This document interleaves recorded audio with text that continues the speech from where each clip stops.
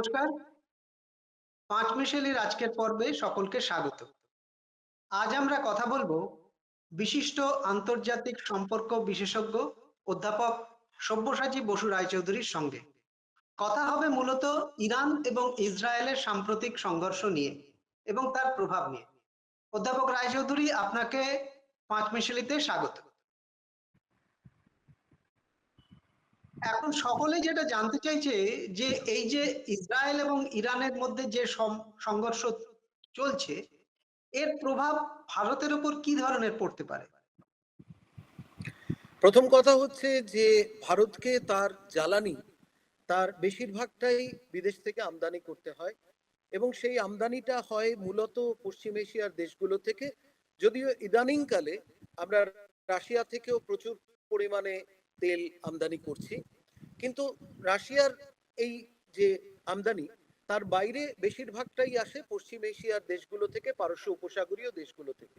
এবং ইরানের ওপরে মার্কিন যুক্তরাষ্ট্র বেশ কয়েক বছর ধরে নিষেধাজ্ঞা জারি করলেও বা ইরানের সঙ্গে ব্যবসা বাণিজ্যের ব্যাপারে নানান রকমের বিধিনিষেধ আরোপ করলেও আমরা দেখতে পাবো যে ইরান থেকেও কিন্তু আমরা আমদানি করে চলেছি। এবং সেদিক থেকে এই যে আমরা গত কয়েকদিনের যে সংঘর্ষ, সেই সংঘর্ষের সাপেক্ষে ইতিমধ্যেই আমরা দেখতে পেয়েছি যে আন্তর্জাতিক বাজারে তেলের দাম বাড়ছে। যে কটা প্রধান ক্রুড, যে অপরিশোধিত তেল, ব্রেন্ট অপরিশোধিত তেল বা অন্যান্য অপরিশোধিত তেল, তার প্রত্যেকটার দামই বহু শতাংশ বেড়েছে। কাজেই সেদিক থেকে ভারতবর্ষের জ্বালানি নিরাপত্তার জায়গা থেকে যদি ভাবা যায়, তাহলে সেই জ্বালানি নিরাপত্তার বিষয়টা বিঘ্নিত হওয়ার আশঙ্কা রয়েছে। দ্বিতীয়ত, আমরা দেখব যে আমাদের ইদানিং কালের কূটনৈতিক যে প্রয়াস, সেই কূটনৈতিক প্রয়াসে আমরা গত কয়েক বছরের মধ্যে ইরানে একটা নতুন বন্দর তৈরি করবার উদ্যোগ নিয়েছি, যে বন্দরটা চাবাহার এলাকাতে, যেটা পাকিস্তানের গোয়াদার বন্দর থেকে মানে প্রায় ঢিলছোড়া দূরত্বে বলা যেতে পারে। তো সেই চাবাহার বন্দরের তাৎপর্য হচ্ছে যে তাকে কেন্দ্র করে আমরা মধ্য এশিয়া এবং পশ্চিম এশিয়ার বিভিন্ন দেশের সঙ্গে, তাদের সঙ্গে যে আদান প্রদান, তাদের সঙ্গে যে বাণিজ্য এবং আমরা যে এখন কানেক্টিভিটির কথা বলছি, এইগুলোকে আমরা অনেক বাড়াতে চাইছি। এবং এটা চীনের যে বেল্ট অ্যান্ড রোড ইনিশিয়েটিভ, যেটা নিয়ে ভারত সরকারের যথেষ্ট আপত্তি রয়েছে, যথেষ্ট সংবেদনশীল ভারত সরকার এই ব্যাপারে স্পর্শকাতর, তার বিকল্প হিসাবে এগুলোকে ভাবা হয়েছে। এবং সেই ভাবার ক্ষেত্রে কিন্তু ইরান এবং ইসরায়েলের এই যে সাম্প্রতিক সংঘর্ষ, সেটা কিন্তু ভারতের পক্ষে উদ্বেগজনক হওয়ার কথা। তৃতীয়ত, আমরা দেখতে পাবো যে ইরানে যেমন আমাদের চাবাহার বন্দরের কথা বললাম, ইতিমধ্যে কিন্তু ইসরায়েলের সঙ্গে আমাদের সম্পর্ক যত উন্নততর হয়েছে, ইসরায়েলের যে হাইফা বন্দর, সেই হাইফা বন্দরে সেখানে আদানি শিল্পগোষ্ঠীর তরফ থেকে বিশেষ বিনিয়োগ করা হয়েছে এবং হাইফা বন্দরের অন্তত 70% মালিকানা এখন আদানিদের। এবং হাইফা বন্দরের যে বাণিজ্যিক লেনদেন হয় সেই বন্দরের মাধ্যমে, তার 30% আদানি গোষ্ঠীর নিয়ন্ত্রণে। ফলে এই যে সংঘর্ষ, সেই সংঘর্ষে ইতিমধ্যেই হাইফা এলাকায় বোমা বর্ষণ হয়েছে বা ক্ষেপণাস্ত্র এসে পড়েছে, এবং চাবাহারেও যে পড়বে না এরকমও কোনো নিশ্চয়তা নেই সংঘর্ষের মুহূর্তে, সংঘর্ষের আবহে, পরিমণ্ডলে। সুতরাং এইগুলো ভারতবর্ষের পক্ষে এই মুহূর্তে অনেক বেশি উদ্বেগজনক। অধ্যাপক রায়চৌধুরী, আপনি প্রথমেই জ্বালানির বিষয়টা উল্লেখ করলেন। ভারত এবং ইরানের মধ্যে দীর্ঘদিন ধরেই একটা গ্যাস পাইপলাইন তৈরির কথা চলছে। তাহলে এই যে সাম্প্রতিক সংঘর্ষ, সেটা কতটা প্রভাব ফেলবে তাতে? এখানে একটা কথা বলার দরকার যে ইরানের থেকে যে পাইপলাইনের প্রসঙ্গ ছিল, সেই ক্ষেত্রে কিন্তু পাকিস্তানের মধ্য দিয়ে সেই পাইপলাইন আসার কথা ছিল। পাইপলাইনটা হওয়ার কথা ইরান, পাকিস্তান, ভারত। এবং যেহেতু পাকিস্তানের সঙ্গে গত বেশ কয়েক বছর ধরে ভারতের সম্পর্ক ক্রমশ অবনতি হয়েছে, ইদানিংকালেও আমরা সংঘর্ষের ঘটনা দেখেছি এর মধ্যেই, মাসখানেকের মধ্যে। সুতরাং সেই পরিস্থিতিতে ইরান, পাকিস্তান, ভারত, এই যে পাইপলাইন, সেই পাইপলাইন এখনো গভীর জলের মধ্যে। কাজেই সেইটা যেহেতু গভীর জলের মধ্যে, ফলে যেটা আমরা ইরানের কাছ থেকে বা অন্যান্য যে পশ্চিম এশিয়ার যে দেশগুলো, তাদের কাছ থেকে বা অন্যান্য দেশ থেকে আমরা যে জ্বালানি আমদানি করে থাকি, সেই জ্বালানি কিন্তু জলপথে আসে।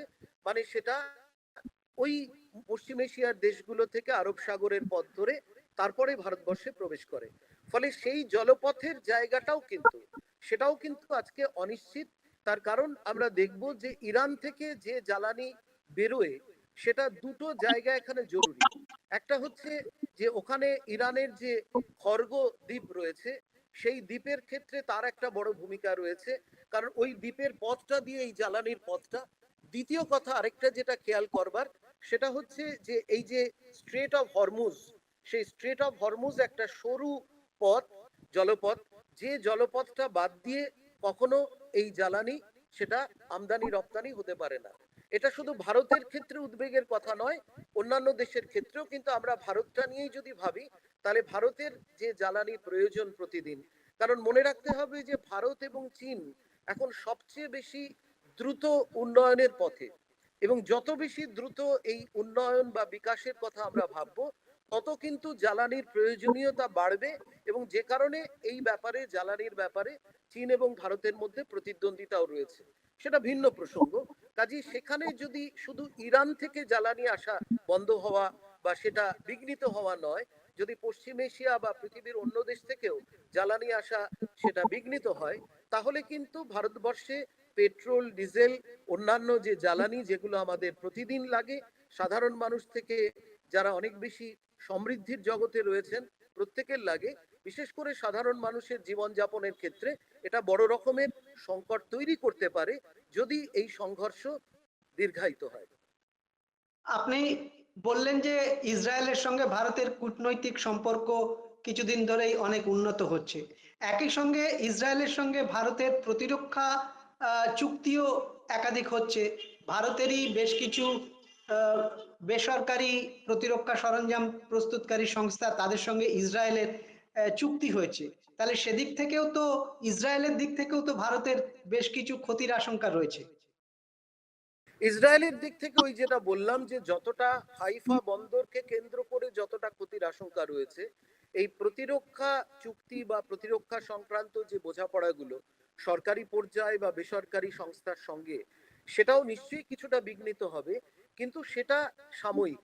মানে সেই বিঘ্নটা কিন্তু ভারতবর্ষের জাতীয় নিরাপত্তার ক্ষেত্রে তত বড় সমস্যা সৃষ্টি করবে না, যদি না এই সংঘর্ষ সুদীর্ঘকাল ধরে চলে।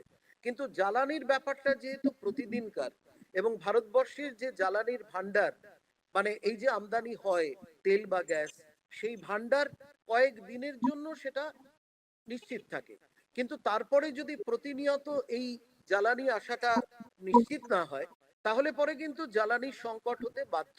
এবং এখানে ইরানের ক্ষেত্রে এটা মনে রাখতে হবে যে তেলের ভান্ডারের দিক থেকে বিজ্ঞানীরা বলছেন, বিশেষজ্ঞরা বলছেন যে ইরান তেলের দিক থেকে পৃথিবীর দ্বিতীয় বৃহত্তম স্থানে আছে তেলের ভান্ডারের জায়গা থেকে, আর প্রাকৃতিক গ্যাসের ক্ষেত্রে তৃতীয় স্থানে।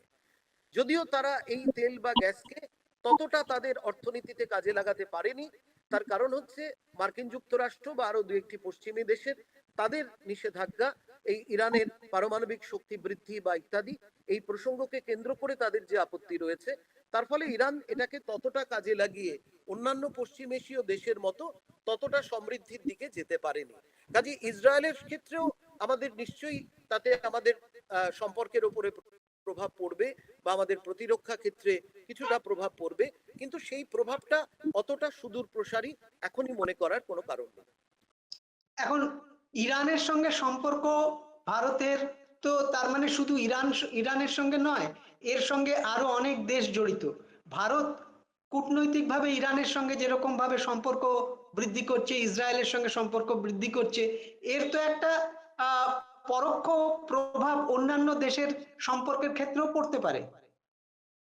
নিশ্চয়ই পড়তে পারে, তবে এখানে যেটা খেয়াল করার, আপনি যেটা বললেন সেটা হচ্ছে যে ভারত ইদানিংকালে এই কানেক্টিভিটির জন্য, এই যোগাযোগ বাড়াবার জন্য প্রতিবেশী, মানে যারা একেবারে ভৌগোলিক দিক থেকে নিকটতম প্রতিবেশী তারা বাদ দিয়েও আরেকটু দূরবর্তী প্রতিবেশী যারা, তাদের সঙ্গে আরো বেশি ঘনিষ্ঠতা বাড়াবার জন্য রাজনৈতিক ক্ষেত্রে, অর্থনৈতিক ক্ষেত্রে, সামাজিক সাংস্কৃতিক ক্ষেত্রে তার জন্য নতুন পরিকল্পনা ভারত সরকার কিছুদিন হলো নিয়েছে। তার মধ্যে একটা হচ্ছে আইমেক, অর্থাৎ ইন্ডিয়া মিডল ইস্ট করিডর, অর্থাৎ ভারতের সঙ্গে মধ্যপ্রাচ্যের দেশগুলোর একটা নতুন ধরনের বোঝাপড়া। ফলে সেই বোঝাপড়ার জায়গাটা কিন্তু একটা জরুরি প্রসঙ্গ, এবং যেটা এই বোঝাপড়ার ক্ষেত্রে এই মধ্যপ্রাচ্যের বা এই অঞ্চলের যে দেশগুলো এই উদ্যোগের সঙ্গে জড়িত, তারাও এটার দ্বারা প্রভাবিত হবে। এবং যদি জ্বালানি নিরাপত্তার কথা বলি, তাহলে এই অঞ্চলের দক্ষিণ এশিয়ার, দক্ষিণ পূর্ব এশিয়ার, এমনকি চীন, প্রত্যেকটা দেশে কিন্তু এই জ্বালানি নিরাপত্তার ব্যাপারে তারা যথেষ্ট উদ্বিগ্ন হওয়ার সঙ্গত কারণ আছে। আরেকটা প্রসঙ্গ এখানে টেনে আনি। আমরা জানি যে চীনের সঙ্গে আমাদের যে একটা সম্পর্কের যে জটিলতা, সেটা সীমান্ত নিয়ে এবং অন্যান্য প্রসঙ্গ নিয়ে যে জটিলতা, যে স্নায়বিক উত্তেজনা যেটা বৃদ্ধি পেয়েছিল, সেই জায়গাটাকে কিন্তু খানিকটা প্রশমিত করা গিয়েছিল ব্রিক্সের কাজান শীর্ষ সম্মেলনের পরে, যেটা রাশিয়াতে অনুষ্ঠিত হয়েছিল গত বছরে। এবং তারপরে কতগুলো পদক্ষেপ নেওয়া শুরু হয়েছে যাতে ভারত এবং চীনের সম্পর্ক, সেখানে উত্তেজনা প্রশমন করা যায় এবং সম্পর্ক খানিকটা স্বাভাবিক করা যায়। এবং এটাও আমরা জানি যে ব্রিক্সের যে 5টা দেশ, তার পরবর্তীকালে এখন সেটা ব্রিক্স প্লাসে রূপান্তরিত হয়েছে। এই ব্রিক্স প্লাসের সঙ্গে যে দেশগুলো রয়েছে, তার মধ্যে মধ্য এশিয়ার দেশ রয়েছে, যেমন কাজাকস্তান বা উজবেকিস্তান, তার সঙ্গে ইরান রয়েছে, অন্যদিকে ইন্দোনেশিয়া রয়েছে এবং বিভিন্ন দেশ রয়েছে। ফলে এই যে এখন ব্রিক্স প্লাসে যে মোট সম্ভবত 10টি দেশ যারা সদস্য, যার অংশীদার, তাদের ক্ষেত্রেও কিন্তু এই প্রভাবটা পড়তে চলেছে। কারণ ব্রিক্স প্লাসটা সেটা কিন্তু ওই বিআরআই যেটা বললাম, চীনের বেল্ট অ্যান্ড রোড ইনিশিয়েটিভের বিকল্প নয়। কারণ এখানে কিন্তু চীনও আছে, রাশিয়াও আছে। এবং যেটা আজকে আমি বলবো যে যেটা ডোনাল্ড ট্রাম্প দ্বিতীয়বারের জন্য মার্কিন যুক্তরাষ্ট্রের প্রেসিডেন্ট হওয়ার পরে কিন্তু যে ধরনের আমরা মানে পুঁজিকেন্দ্রিক বিশ্বায়ন বা নতুন যে একটা উদারীকরণ বা নয়া উদার অর্থনীতির যে চেহারাটা আমরা গত 30 বছর 35 বছর ধরে বা আরেকটু বেশি সময় ধরে দেখে আসছি গোটা পৃথিবীতে, ডোনাল্ড ট্রাম্প ক্ষমতায় আসার পরে সেই ভূ রাজনৈতিক প্রেক্ষাপট বা যদি আমরা নয়া উদার অর্থনীতির চরিত্র বলি, তার একটা বড় রকমের রূপান্তর তিনি ঘটিয়ে দিচ্ছেন। সুতরাং সেই জায়গায় দাঁড়িয়ে এটাও দেখবার যে ভারত এবং এই যে যারা গ্লোবাল সাউথের যে দেশগুলো, যারা তুলনামূলকভাবে এখন নতুন করে যারা উঠে আসছে উন্নয়নের সরণিতে, সেই দেশগুলো কোনো বিকল্প রাস্তা তৈরি করতে পারে কিনা, যেটা পশ্চিমী আধিপত্যের জগৎ থেকে বাইরে। কারণ মার্কিন যুক্তরাষ্ট্র এটা খেয়াল করবার যে মার্কিন যুক্তরাষ্ট্রের সঙ্গে যদি পৃথিবীর অন্যান্য দেশ, শুধু ভারতবর্ষ বলে নয়, যদি আমরা দ্বিপাক্ষিক সম্পর্কের জায়গাটাকে বিবেচনা করি, তাহলে দেখা যাবে যে মার্কিন যুক্তরাষ্ট্রকে কোনোভাবেই খুব নির্ভরযোগ্য সঙ্গী, নির্ভরযোগ্য বন্ধু বলে কেউ দাবি করবেন না। এই যে আপনি বললেন, এই যে ব্রিক্স প্লাস, এই সূত্র ধরে আজকে ইসরায়েলের সঙ্গে ইরানের যে সংঘর্ষ, সেটাকে আর এখন সংঘর্ষ না বলে যুদ্ধ বলাই সঙ্গত। সেটাতে কি একটা মুসলিম কান্ট্রির মধ্যে একটা ঐক্যবদ্ধ ইয়ে তৈরি করছে, এবং এর ফলে কি বিশ্ব ব্যবস্থায় একটা নতুন সমীকরণ তৈরি হওয়ার সম্ভাবনা আছে? এটা এখনই বলা কঠিন।